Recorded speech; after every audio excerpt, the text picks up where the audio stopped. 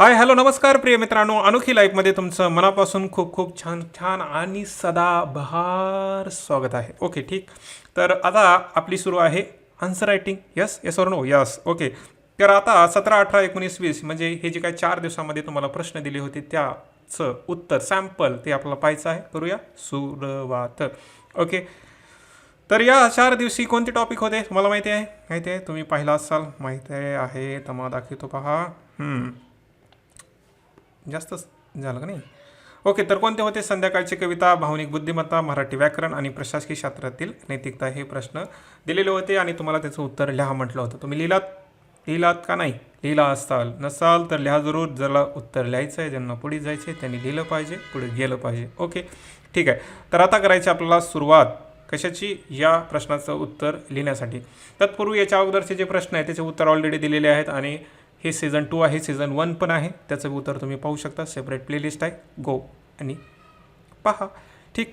तर आता करूया 17व्या प्रश्नाचं जे काही उत्तर आहे त्याची सुरुवात. काय आहे प्रश्न? मी महाकवी दुःखाचा प्राचीन नदी परी खोल, दगडाच्या माझ्या हाती वेगाने होते फुल. 10 गुणाला 150 शब्दासाठी. तर हे कुणाचं आहे पहा? संध्याकाळच्या कविता यांच्या कवितेमधल्या या ओळी आहेत. खरं तर त्या सुरुवातीच्या ओळी आहेत. कुठल्या कविता संग्रहामध्ये तुम्हाला ओळी म्हणजे कवितामध्ये आहेत असं सापडत नाही. सुरुवातीला आहे, जी स्टार्टिंग होती ना तिथं असताना तुम्हाला पाहायला मिळते सुरुवातीला. ओके. त्याच ओळी घेतल्या मे बी प्रश्न विचारला जाऊ शकेल या दृष्टिकोनातून. ठीक आहे. तर या प्रश्नाचं उत्तर कशा प्रकारे लिहिता येईल? मी महाकवी दुःखाचा प्राचीन नदी परी खोल, दगडाचे माझ्या हाती वेगाने होते फुल. कवितेचं उत्तर लिहिण्याच्या अगोदर म्हणजे रसस्वाद असेल, 15-20 मार्क असेल, तुम्हाला त्या कवीविषयी थोडक्यात माहिती असलीच पाहिजे, तेव्हा तुम्हाला जास्त चांगल्या प्रकारे अस्सल लिखितपणे लिहिता येतं. ओके. तर करूया मग आपण सुरुवात. काय करता येतं याचं इंट्रोडक्शन कसं करायचं माहिती आहे. खुशामत करा, त्याचं नाव घ्या, त्याचे कविता संग्रह घ्या, आणखी काही लिहिता येतं कनेक्ट करा. ओके. तर काय 1960 नंतरच्या कालखंडात आपल्या अनवट काव्यशैलीने स्वतंत्र अस्तित्व निर्माण करणारे प्रतिभासंपन्न कवी माणिक सीताराम घोडगाटे म्हणजेच ग्रेस यांच्या संध्याकाळच्या कविता या कविता संग्रहातील उपरोक्त ओळी आहेत. ठीक आहे. त्यांची खुशामत, त्यांचं नाव, त्यांचा कविता संग्रह. ओके. तर हे त्याच्यामध्ये लिहिलेलं आहे. आता करूया आणखी पुढे जाऊन याचं जास्तीत जास्त विश्लेषण. काय म्हणतं? मी महाकवी दुःखाचा प्राचीन नदी परी खोल, दगडाचे माझ्या हाती वेगाने होते फूल. त्यांची भावना शब्दशः आणि भावार्थ तुम्हाला सांगावं लागेल. कवी काय म्हणतो? कवी म्हणतो जगात दुःख आहे आणि त्या दुःखाचा मीही एक वाटेकरी आहे ना. परंतु माझ्या दुःखाची व्याप्ती मोठी आहे. मी माझ्या दुःखाचा अनुभवाचं गाठोडं मांडणारा कवी नाही, तर सनातन पुरातन दुःखाविषयी बोलणारा महाकवी आहे. मी माझ्याविषयी बोलतोय हे तर आहे, परंतु फक्त माझ्याविषयी नाही बोलत, तर मी पुरातन दुःखाविषयी, सनातन दुःखाविषयी बोलणारा महाकवी आहे. त्याच्यामुळे तर काय, मी महाकवी दुःखाचा प्राचीन नदी परी खोल. पण हे दुःख अंतिम सत्य नाही. काय म्हणतात ते? कारण काय, प्राचीन नदी परी खोल, दगडाचे माझ्या हाती वेगाने होते फुल. म्हणजे ते पुढे काय म्हणतात? मान्य आहे, माझ्याकडे दुःख मोठं आहे, सगळं काही महासागर आहे, पण हे दुःख हे अंतिम सत्य नाही. कारण दुःख किती जरी बालाढ्य असलं, पुरातन दगडरूपी असलं, तरी मी माझ्या काव्यरूपी प्रतिभेनं त्याचं सुंदर पुष्पात रूपांतर करीन. दगडाचे माझ्या हाती वेगाने होते फुल. तर हा त्याचा थोडक्यामध्ये आपण शब्दशः भावार्थ आपण म्हणू शकतो. आणि त्याला पुढं आणखी स्पष्ट करताना उपरोक्त ग्रेसच्या वेळी दुःखाला सुखाची वाट दाखवणारे आहेत असं बी म्हणता येतं. दुःखाला सुखाची वाट दाखवणारे आहेत. संवेदनशील मनाला जीवन सुंदर व्हावं वाटतं. अंतकरणात दुःखाचा महासागर जरी असला तरी त्याच अंतकरणात प्रेमाचे फूल फुलावे असं वाटतं. यासाठी कवीने आपल्या प्रतिभेचा, अनुभवाचा सुयोग्य वापर केलेला वरील ओळीत पाहण्यास मिळतो. म्हणता येतं ना? म्हणता येतं. ओके ठीक आहे. कारण कमी शब्दामध्ये लिहायचं बरं का. याला मोठं बी मांडता येतं, जेवढं मांडायचं तेवढं मांडता येतं.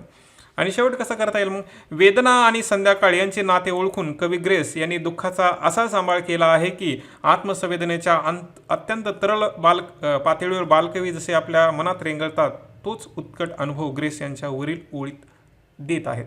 ओके. म्हणजे हे कनेक्ट केले बालकवीला म्हणजे ग्रेसची. तर असं करून आपण त्याचा म्हणजे समारोप करण्याचा प्रयत्न केलेला आहे. ओळी तुम्हाला 4च दिसतील. मी महाकवी दुःखाचा प्राचीन नदी परी खोल, दगडाचे माझ्या हाती वेगाने होते फुल. तर ते तुम्हाला सांगायचे कसं फुल होतं, काय म्हणायचे त्यांना, वगैरे वगैरे वगैरे. ठीक. तर पुढे जाऊया. पुढचा आहे इथिक्सचा क्वेश्चन. प्रश्न 18वा. भावनिक बुद्धिमत्ता प्रशासनात प्रशासकीय अधिकारीची खरी ताकद आहे. भावनिक बुद्धिमत्ता इमोशनल इंटेलिजन्स प्रशासनात प्रशासकीय अधिकाऱ्याची खरी ताकद आहे. 10 मार्काला 150 शब्दामध्ये तुम्हाला उत्तर लिहायचे आहे. तर इथं काय भावनिक बुद्धीला कनेक्ट केले प्रशासनाशी. काय म्हणता येईल मग आपल्याला पहिल्या सुरू मग तुम्ही डेफिनेशन द्या. भावनिक बुद्धिमत्ता कशाला म्हणतात? भावनाची जाणीव ठेवण्याची, नियंत्रित करण्याची आणि व्यक्त करण्याची क्षमता, तसेच परस्पर संबंधांना विवेकपूर्ण आणि सहानुभूतीपूर्ण हाताळण्याची क्षमता म्हणजे काय? तर भावनिक बुद्धिमत्ता होय. जाणीव ठेवणे, नियंत्रण करणे, व्यक्त करणे आणि त्याचा योग्य वापर करणे यालाच काय म्हणतात? भावनिक बुद्धिमत्ता असं म्हटलं जातं. पुढं काय काय म्हटलंय त्यांनी? ती खरी ताकद आहे. तुम्हाला सांगावं लागेल की ताकद कशी आहे. प्रशासकीय अधिकारी हा समाजाचा काय असतो? कार्यवाहक असतो. कार्यवाहकच असतो ना. समाजातील अनेक प्रश्न, समस्या त्याला सोडवाव्या लागतात. उदाहरणार्थ 2 गटातील तंटे, पाणी समस्या, वाळू माफिया, नवे प्रकल्प उभारणी करावं लागतं. त्याचं काम आहे. ठीक आहे. म्हणजे हे तो काय करतो ते आपल्याला सांगावं लागेल आणि त्याच्यानुसार त्याची खरी ताकद ही काय आहे ते पण सांगावं लागेल आणि उदाहरणं महत्त्वाची ठरतात.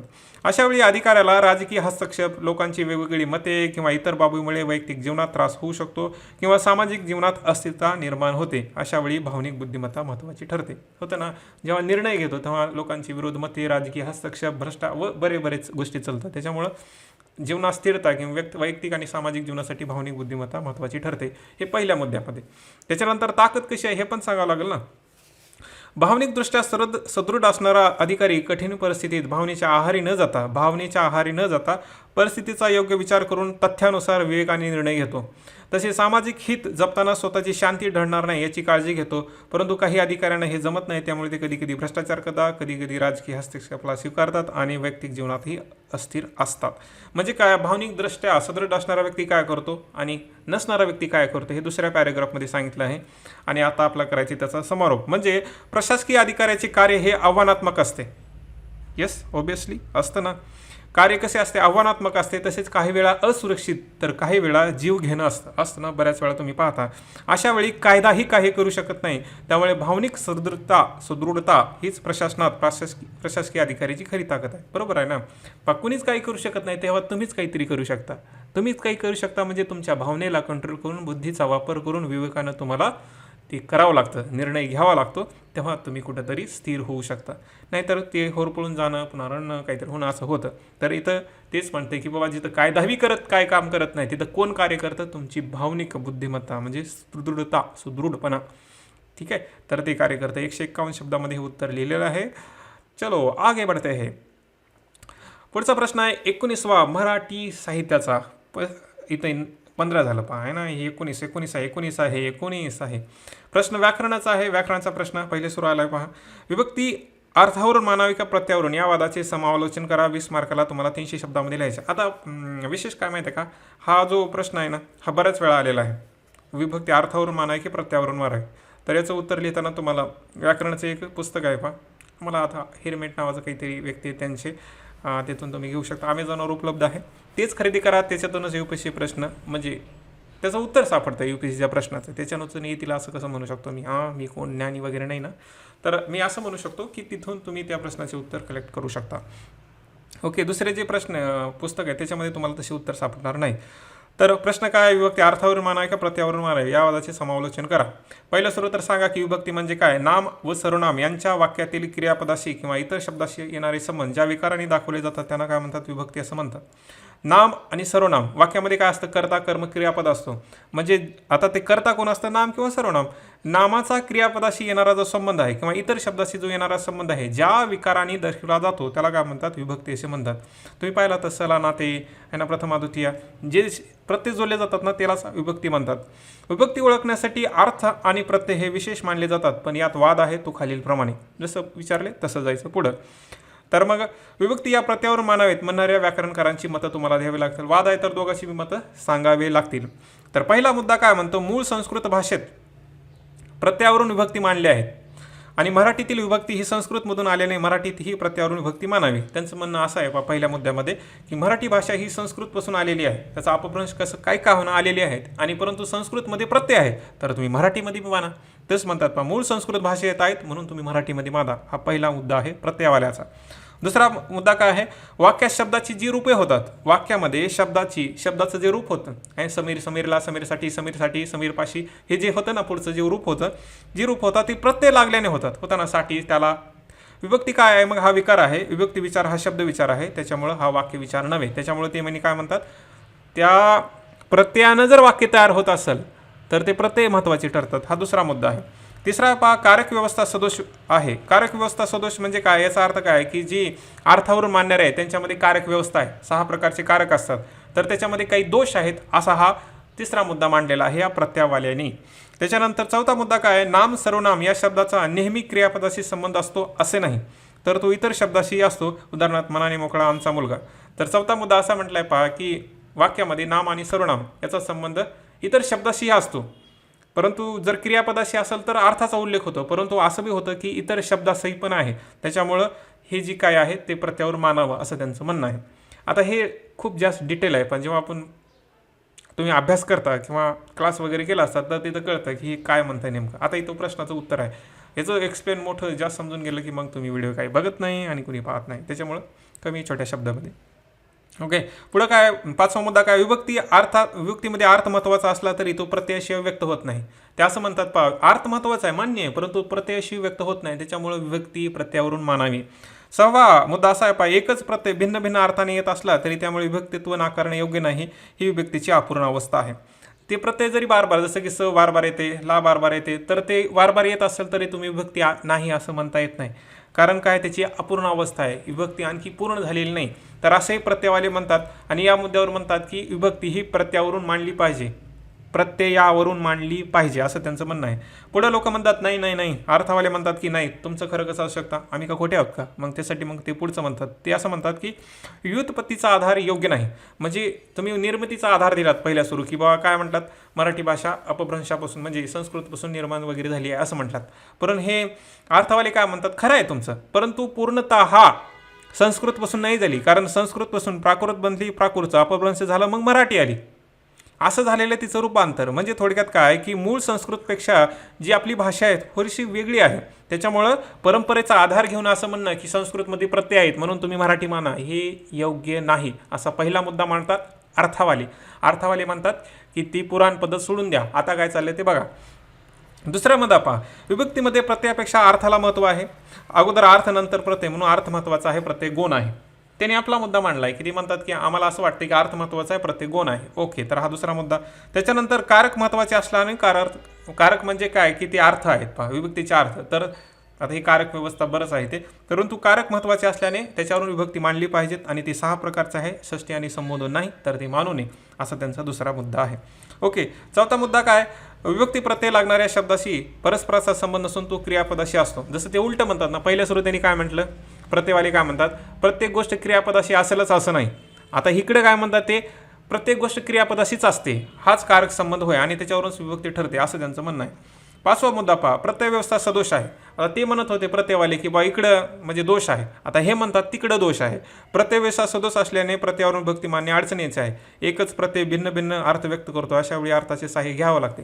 पहा हे कसं काय असं होतं, या म्हणजे या स्टेटमेंटचा अर्थ काय त्याला खूप वेळ लागतो समजून सांगायला, याच्यामुळं मी इथं काहीच नाही समजून सांगत. ठीक आहे. 6वा मुद्दा, प्रत्यय हे बाह्यरूप असून अर्थ हा आत्मा आहे, त्यामुळे प्रत्ययापेक्षा अर्थाला महत्त्व आहे. हे काय म्हणतात अर्थवाले, की मान्य आहे प्रत्यय आहे, परंतु प्रत्यय काय आहे, ती शरीर आहे आणि आम्ही अर्थवाले आत्मा आहोत, त्याच्यामुळे आमचं खरं आहे असं ते म्हणतात. तर म्हणजे काय की प्रत्ययवाल्याने आपलं मत मांडलेलं आहे, अर्थवाल्याने आपलं मत मांडलेलं आहे. मग आपला उत्तर शेवटी काय लिहायचे, मग ते सांगायचे सबनीस यांनी जे सांगितले ते काय म्हणतात, विभक्ती हा विकार आहे, तो विकार नामाच्या क्रियापदाशी असलेला संबंध दर्शवण्यासाठी होतो, म्हणून कारकांना महत्त्व आहे. म्हणजे काय ते म्हणतात, विभक्ती काय हा विकार आहे, त्याच्यामध्ये बदल होतो, म्हणजे क्रियापदाशी बदल आहे ते महत्त्वाचं आहे, परंतु विकार रूप प्रत्ययाच्या द्वारे पण बदल होतो. विभक्ती प्रकार ही प्रत्ययामुळे होतात, म्हणून विभक्ती ओळखण्याचा कामी प्रत्ययाचे महत्त्व अधिक आहे. ते म्हणतात पहा, प्रत्यय बी महत्त्वाचा आहे आणि अर्थ बी महत्त्वाचा आहे. म्हणजे विभक्ती ठरवताना प्रत्यय व अर्थ या दोहीचे सहाय्य घ्यावं लागते, त्यामुळे दोहींना महत्त्व आहे. थोडक्यामध्ये काय, तुम्ही भांडणं करू नका, दोघाचं बी महत्त्व आहे, दोघाची बी गरज आहे, bye bye tata see you असं ते म्हणतात. ठीक आहे, म्हणजे सोप्या भाषेमध्ये तेच आहे. पण ही थोडीशी टेक्निकल भाषा आहे, परंतु तुम्हाला समजून घ्यावं लागेल की एक आपला मुद्दा मांडतात, दुसरा मुद्दा मांडतात, परंतु शेवटी काय म्हणतात, दोघाचं बी खरं आहे, ओके, दोघाची बी गरज आहे, बाय बाय असं त्यांनी म्हटलेलं आहे. ते 328 शब्दामध्ये उत्तर लिहिलेलं आहे. पहा शेवटचे आहे इथिक्सचा प्रश्न. काय म्हणता येईल, प्रशासनात सामाजिक माध्यमाचा प्रभाव नैतिक आहे का? म्हणजे जी सोशल मीडिया आहे त्याचा प्रभाव नैतिक आहे का? तुम्हाला काय वाटतं, नैतिक आहे की नाही? लिहा उत्तर आणि सांगा मला 10 150 शब्दासाठी. तर पहिल्या सुरू मग तुम्हाला उत्तर लिहिताना इथं प्रशासनाचा थोडासा उल्लेख करावा लागेल किंवा तुम्ही सामाजिक माध्यमाचा बी करू शकता. तर कसं केलं पहा, प्रशासन हे समाजात स्वास्थ्य अबाधित राहावे तसेच समाजाचा विकास व्हावा यासाठी कायदे, नियम, योजना अशा आवश्यक बाबीची अंमलबजावणी करतं. आपण सांगितलं की प्रशासन नेमकं काय कार्य करतं, तर काय करतं, समाजात स्वास्थ्य राहावं, विकास व्हावा यासाठी कायदे, नियम, योजनाची अंमलबजावणी करतं. उदाहरणार्थ आरोग्य व्यवस्था, शिक्षण किंवा संकट व्यवस्था, संकटकालीन व्यवस्था म्हणजे आपत्कालीन सुरक्षा, या सगळ्या गोष्टीसाठी काय करतं, प्रशासन काम करतं. प्रशासन याचा अर्थ फक्त जिल्हा प्रशासन आहे. प्रशासन मोठ्या स्तरावर नाव घेतलेलं आहे ते, ठीक आहे. आता इथं त्यांनी प्रश्न काय विचारला आहे की प्रशासनामध्ये सामाजिक माध्यमाचा, सोशल मीडियाचा प्रभाव हे नैतिक आहे का नाही. तर इथं तुम्हाला मग सोशल मीडिया आणावं लागेल. सामाजिक माध्यमे जसे ट्विटर, फेसबुक, यूट्यूब, इंस्टाग्राम, तुम्ही अनेक बी करू शकता. असे अनेक माध्यमे हे लोकांना जवळ आणतात.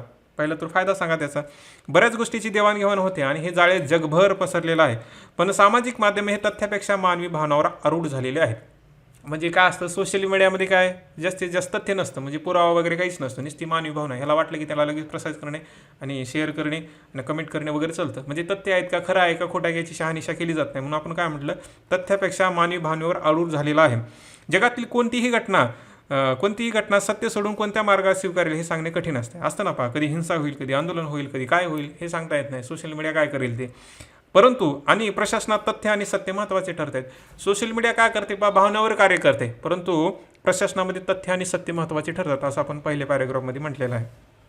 पुढं पहा, आपला सांगायचं की सामाजिक माध्यमाचा प्रभाव नैतिक आहे का नाही. प्रशासन हे समाजासाठी आहे, परंतु यामध्ये सुद्धा भ्रष्टाचार, राजकीय हस्तक्षेप, अकार्यक्षमता आणि इतर समस्या आहेत ना प्रशासनामुळे. त्यामुळे काही वेळेला प्रशासन योग्यरीतीने कार्य करत नाही, परंतु सामाजिक माध्यमाच्या प्रभावामुळे बरीच कार्य लवकर अंमलात येतात. उदाहरणार्थ योजनेची अंमलबजावणी, पीडित लोकांना न्याय, भ्रष्टाचाराविषयी जागरूकता होते ना सोशल मीडियामुळे. म्हणजे आपण काय म्हटलं की मीडिया म्हणजे असं नाही खूपच वाईट आहे, असं पण नाही खूपच चांगली आहे, म्हणजे म्हणजे आपण बॅलन्स केलेलं आहे.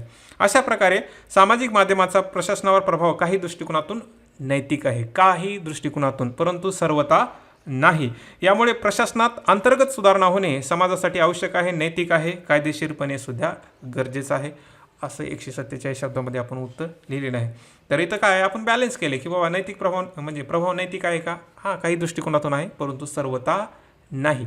तर अशा प्रकारे तुम्ही उत्तर लिहू शकता. तर हे होते म्हणजे 20व्या प्रश्नाचं उत्तर. आता राहिलेलं शेवटचा आठवडा आणि त्या 20 प्रश्नाचं उत्तर मग पुढच्या रविवारी आपण पाहूया. तोपर्यंत तुमची काळजी घ्या, स्वतःवर प्रेम करा, अभ्यास करा, खुश राहा. टाटा, बाय बाय, धन्यवाद मित्रांनो.